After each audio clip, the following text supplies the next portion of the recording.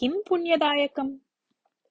गृहकार्याणि सर्वाणि समाप्य कमला सायंकाले मल्लिकाकलिकाभिः मालां रचयन्ती गृहस्य पुरतः उपविष्टा आसीत्। तदा कश्चन अश्वशकटः गृहस्य पुरतः आगत्य स्थितः। प्रकाशमानां कौशेयशाटिकां कण्ठे बहूनि आभरणानि च धृतवतीं शकटात् अवतरन्तीं विमलां दृष्ट्वा आश्चर्यचकिता अभवत् कमला। कमला विमला च यातरौ। मातापित्रोः मरणानन्तरं भ्रात्रोः कलहः उत्पन्नः आसीत्। पश्चात् तौ सम्पत्तिं विभज्य पृथक् वासम् आरब्धवन्तौ आस्ताम्। विमलायाः पतिः विमार्गेण धनं सम्पाद्य वर्षचतुष्टयाभ्यन्तरे एव तस्मिन् नगरे विद्यमानेषु धनिकेषु अन्यतमः जातः आसीत्। उत्तमगुणान् परित्यक्तुम् अशक्तः कमलायाः पतिः सामान्यस्थितौ एव आसीत्। दृष्ट्या वाणिज्येन वा अधिकं सम्पादयितुं न शक्तः आसीत् सः। काले गते धनिका विमला कमलायाः गृहं प्रति आगमनम् एव स्थगितवती आसीत्। तादृशीम् अकस्मात् आगतां विमलां दृष्ट्वा कमला सहजतया आश्चर्यचकिता जाता। आगतां यातरम् उद्दिश्य आगच्छतु, चिरात् दर्शनं भवत्याः इति वदन्ती स्वागतीकृतवती। विमला कमलां तस्याः गृहं च अपेक्षया दृष्ट्वा उक्तवती, सर्वं कुशलं खलु? इदमिदानीं नवीकृतं कामाक्षीमन्दिरम् अधुना बहु सुन्दरं जातम् अस्ति इति श्रूयते। तद्द्रष्टुं गच्छन्ती अस्मि। भवती आगच्छेत् चेत् नयामि इति आगता इति। निश्चयेन आगच्छामि इति उक्त्वा कमला अन्तः गत्वा 5 निमिषेषु एव सज्जा सती आगतवती। उभे अपि शकटाम् आरूढवत्यौ। नगरस्य कोणे विद्यमानं देवालयस्य प्राप्तिसमये अन्धकारः प्रसरन् आसीत्। वर्णरञ्जितैः विद्युद्दीपैः देवालयः प्रकाशमानः आसीत्। आगतां विमलां दृष्ट्वा देवालयस्य धर्मदर्शी स्वयम् आगत्य स्वागतीकृतवान्। देवालयस्य पुरतः भित्तौ स्थितायाम् अमृतशिलायां विमलायाः नाम सुन्दरतया उल्लिखितम् आसीत्। स्वनाम कमलां प्रदर्शयन्ती विमला गर्वेण उक्तवती, अहं 60,000 रूप्यकाणि व्ययीकृत्य देव्यै मेखलां कारितवती। अतः एव मम नाम अत्र विशेषरूपेण लिखितम् अस्ति इति। एतदर्थम् एव विमला मां देवालयम् आनीतवती इति कमला अवगतवती। देवालयस्य गर्भगृहं प्रविशन्ती विमला पुनश्च कमलाम् उक्तवती, इदं जीवनं नश्वरं, कालः कदा अस्मान् नयति इति वयं न जानीमः, किन्तु एतादृशैः कार्यैः एव अस्माकं नाम चिरं स्थास्यति इति। तदा देवालयस्य धर्मदर्शी उक्तवान्, आर्ये, युक्तम् एव उक्तं भवत्या। भवत्याः याता अपि देव्यै कुण्डले कङ्कणानि च कारयित्वा ददाति चेत् तस्याः नाम अपि भवत्याः नाम्नः पार्श्वे एव लेखयिष्यामि। तदर्थं प्रायः 50,000 रूप्यकाणि भवेयुः इति। तदा कमला, आगामिमासे धान्यस्य विक्रयणेन अस्माभिः 25,000 रूप्यकाणि प्राप्स्यन्ते। कथञ्चित् पत्युः अङ्गीकारं प्राप्य देवालयाय तावत् धनं दत्त्वा विमलायाः नाम्नः पार्श्वे एव मम नाम अपि लेखयिष्यामि इति चिन्तयित्वा धर्मदर्शिनम् उद्दिश्य उक्तवती, श्रीमन्, अहं तावन्तं व्ययं कर्तुं न शक्नोमि, अतः पञ्चविंशतिसहस्ररूप्यकैः देव्यैः एकं हारं कारयित्वा दातुं शक्नोमि इति। तदा विमला अनुक्षणं तम् उद्दिश्य, भोः, तदा भवता मम यातुः नाम सुन्दरतया मम नाम्नः अधः लेखनीयम् इति। मम नाम्नः अधः इत्येतत् अधिकस्वराघातपुरस्सरम् उक्तवती।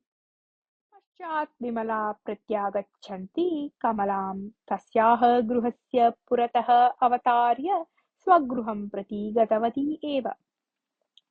केषाञ्चित् दिनानाम् अनन्तरं धान्यस्य विक्रयणेन कमलायाः पतिः धनं प्राप्तवान्।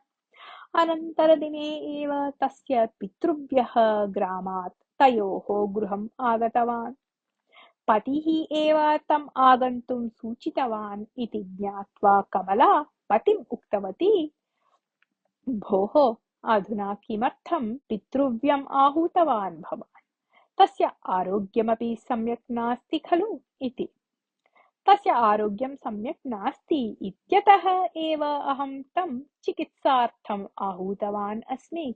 यदि तस्य किमपि भवेत् तर्हि तदीयं कुटुम्बं निर्गतिकं भविष्यति। तस्य तु 3 पुत्र्यः सन्ति।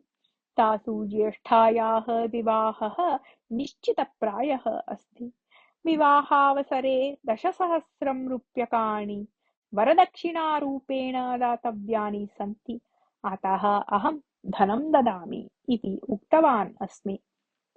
सः यदा शक्नोति तदा तद्धनं प्रत्यर्पयिष्यति इति उक्तवान् कमलायाः पतिः।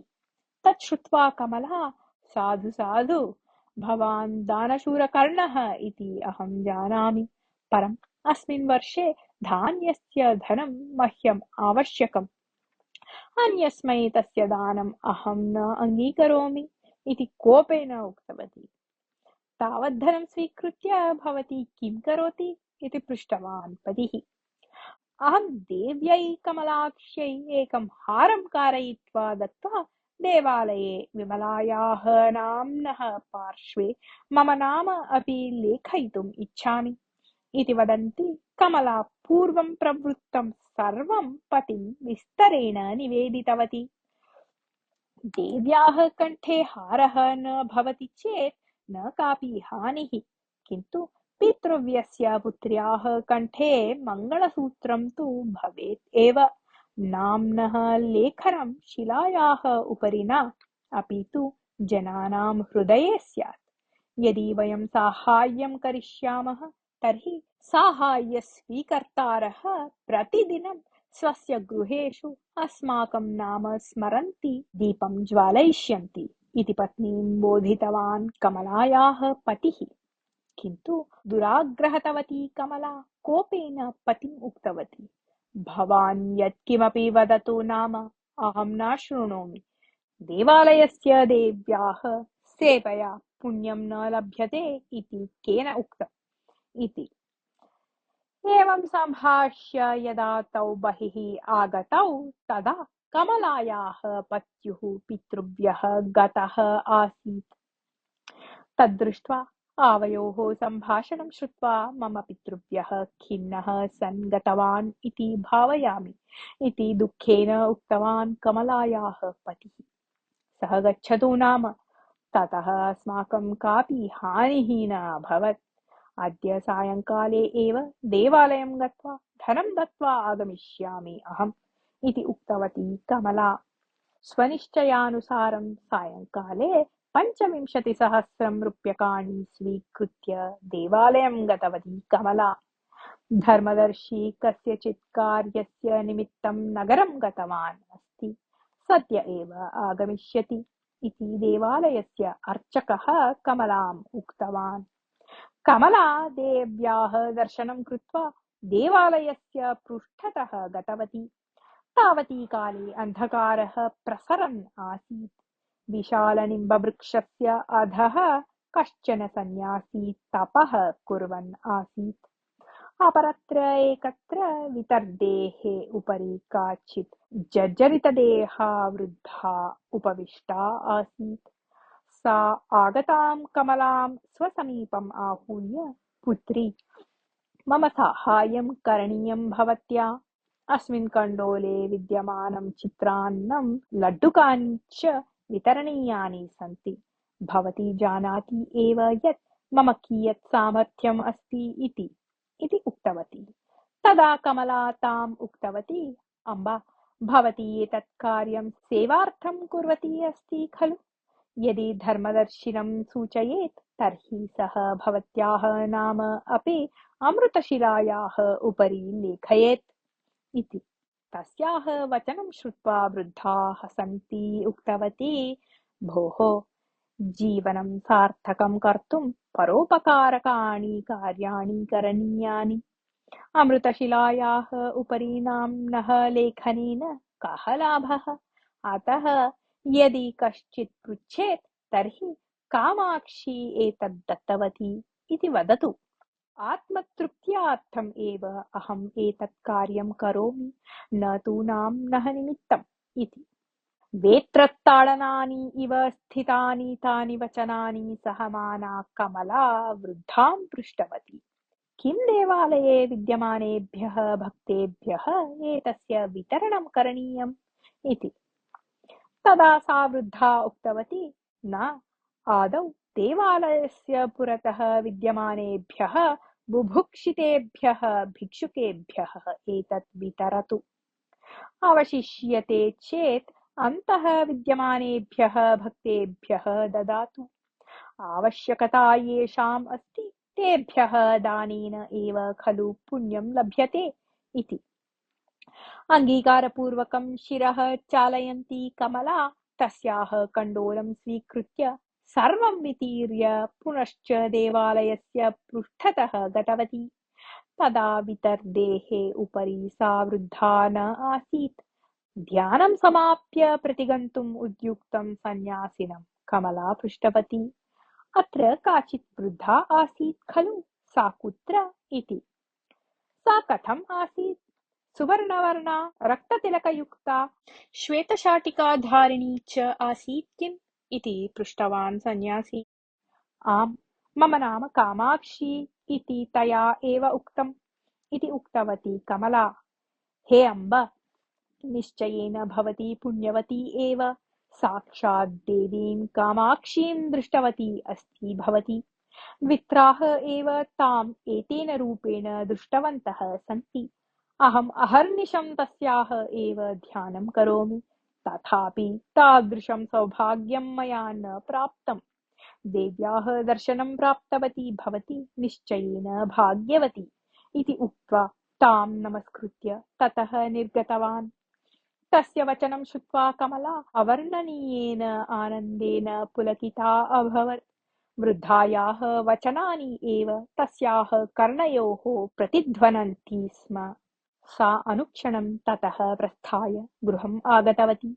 प्रवृत्तं सर्वं पतिं निवेद्य धनं तस्य हस्ते दत्त्वा, भोः, एतत् धनं भवतः पितृव्यस्य चिकित्सार्थं तत्पुत्र्याः विवाहार्थं च उपयोक्तव्यम् इति उक्तवती। पश्चात् द्वित्राः मासाः अतीताः। कमलायाः पतिः पितृव्यपुत्र्याः विवाहस्य आह्वानपत्रिकां स्वमित्रस्य मातापितृभ्यां यच्छन् उक्तवान्, शुभवार्तां निवेदयितुं भवद्भ्याम् एनाम् आह्वानपत्रिकां यच्छन् अस्मि, किन्तु भवद्भ्यां तत्र न आगन्तव्यम्। यतः भवन्तौ आगतौ चेत् सन्यासी देवी कामाक्षी च भवन्तौ एव आस्ताम् इति मम पत्नी अभिज्ञास्यति। नाम्नः निमित्तं कार्यं न करणीयम्, अपि तु अर्हाणां साहाय्यकाङ्क्षिणां निमित्तमेव कार्यं करणीयम् इति यः उत्तमः विचारः तया अवगतः अस्ति, सः इतः परम् अपि तस्याः मनसि भवेत् इति मम इच्छा इति। तदा तौ देव्याः नाम्नि आवां पापम् आचरितवन्तौ वा इति भयं भवति कदाचित् इति उक्तवन्तौ विवाहस्य आह्वानपत्रिकां पश्यन्तौ। सहस्रम् असत्यानि उक्त्वा वा एकः विवाहः करणीयः इति एकम् आभाणकं भवन्तौ जानीतः एव, अतः भवद्भ्यां पुण्यमेव प्राप्यते, चिन्ता न करणीया इति कमलायाः पतिः हसन् उक्तवान्। कथा समाप्ता।